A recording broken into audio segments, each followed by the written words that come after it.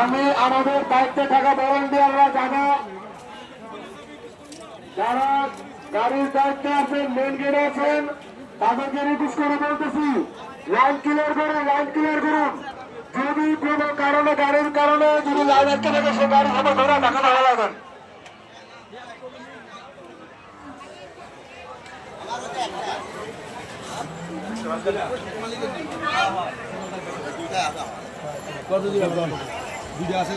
আমি রাস্তার দায়িত্বে যে ভলান্টিয়ারগুলো আছেন তাদেরকে রিকোয়েস্ট করে বলছি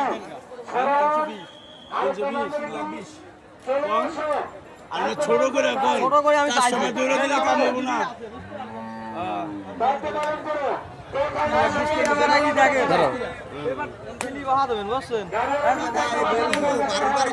দাম হয়েছে হ্যাঁ